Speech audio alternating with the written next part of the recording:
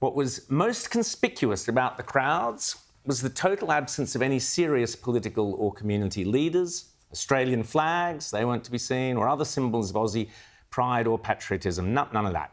This was a march of hatred, and the haters were out in force. I scoured the footage for any signs of intelligent life, but alas, there appeared to be none.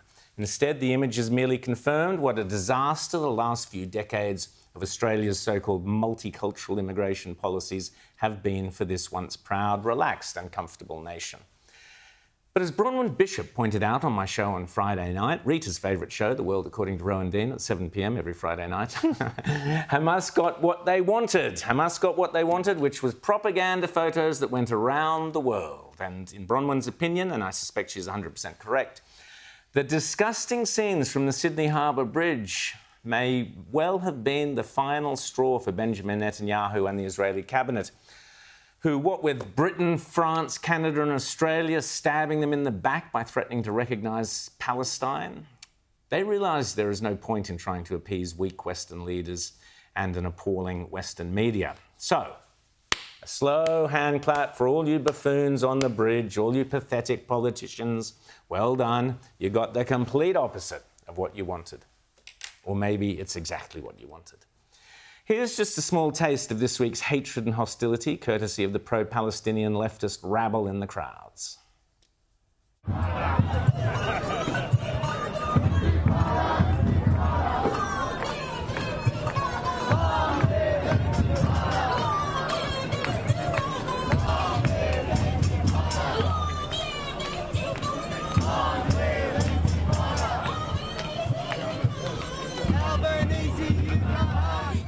Israel, Australia does not have a right to exist.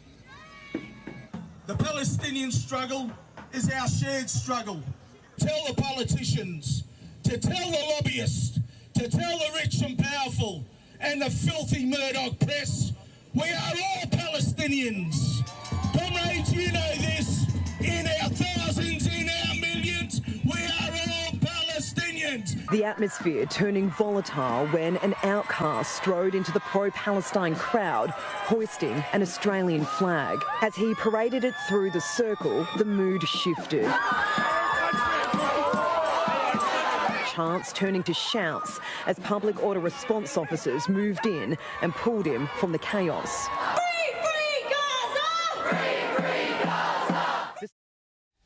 And there was plenty more calls for that global intifada, which simply means the mass murder of Jews. That's all global intifada means, and calls for death to the IDF. And of course, as one individual noted on Twitter, in Australia, they chanted death to Australia. In Canada, they chant death to Canada. In Germany, they chant death to Germany. In America, they chant death to America. Do you notice a pattern?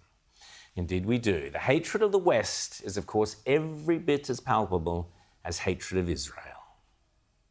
You guys, I need to talk to you about something super serious, and it's this right here, like burning the American flag. It's just, wallahi, it's a beautiful sight, but it's not enough. We need to burn down every capitalist and imperialist system that exists. We need to burn the US government, aka global terrorist organization, down to the ground.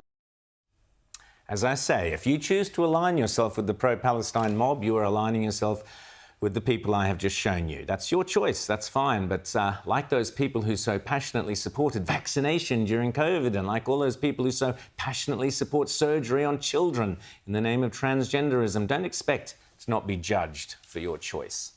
As for Gaza itself, as I said last week, I was very sceptical of the photos widely used to spark the outrage in the West of starving Gazan children. And two of the photos, the New York Times child with cerebral palsy and the Time magazine photo, have both been used without context and used as propaganda. As I said last week, I was immediately sceptical of both, especially given the obvious art direction and lighting of both shots, not to mention the logic, the inherent logic flaws within them. Interestingly, there's a pro-Israeli Twitter account called Gazawood, which purports to show the filming and acting that they say goes into setting up some of the footage of starving children. I'm not saying all the footage you see is fake, but clearly some of it looks like it is to me. In this first clip, you can see the same kids in the starving kids footage Also in the back of a van with a very well-nourished man who appears to be instructing them. Then in the second bit of footage, note how as the kids are screaming and carrying on, look at the girl in the top corner. She completely loses it and starts laughing. What you make of the footage is up to you, but having spent many years making commercials with kids acting, it did not come as any surprise to me.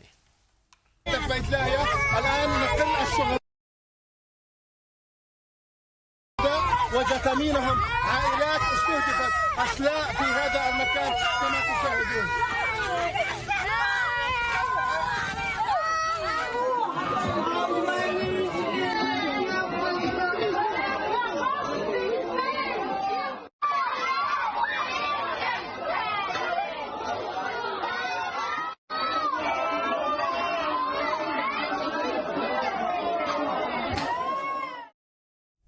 Of course, that footage itself may be fake, but somehow I doubt it. All I say is be very sceptical of all the footage you see and judge it on its own merits for yourself. But here's some more footage worth showing you, and again, how you view it is up to you, but it purports to be Gazans praising and thanking Donald Trump and Israel and even the Jews for food supplies, and Gazans condemning and blaming Hamas for the destruction and the devastation of their lives and their country. هذا وصلتنا يا حماس. نحن بعقلهم ترامب طعمين وحماس بتجوع نشر يا عالم. حماس اللي بتقول لك مقاومة وسلاح وشعب مصامت. والله كيف الناس كل قطاع غزة بروح عند الامريكان عشان يطعموهم. حماس مغزوك. حماس يا رب يقتلوهم اليهود. يا اليهود أحسن منهم. اليهود بعطونا أكل بعطونا الدنيا وبيعملوا الدنيا وبيعطونا الطريق بأمنه وإيش يفضح أرضهم اليهود حماس. ليش أخذ ابني من حماس؟ إيش عمل له؟ إيش عمل للقطاع؟ دمرتنا، إحنا شعب غلبان، حماس أكلتنا، أكلت كابوناتنا، أكلتنا حماس، حكومة سافلة حماس، إرهابية حماس، بيدوا حماس عن الوجود. شرموطة حماس، هذه تنظيم إرهاب داعش، أصعب من داعش، كسوا أختهم، كسوا أخت عظم سنوار، أخو شرموطة، طلعوا هذا حماس، طختنا حماس، بس تختكم؟ حماس أخوات شرموطة هذولا، أخوك في الرجل؟ عشان كابوناتنا سرقونا للشرموطة. And if you couldn't read all those titles, basically we had a little kid who was thanking the Jews in particular for the food and for caring. And you had any number of mothers screaming about Hamas having killed their sons and taken their kids away, and so on, and thanking Donald Trump. And as I said before, you can be cynical of all footage. You have to be cynical of all in any footage. But having spent many, many years in filmmaking with lighting setups and actors and so on, I think I've got a pretty good eye as to what looks authentic and what feels totally staged. And that footage all looks very credible to me.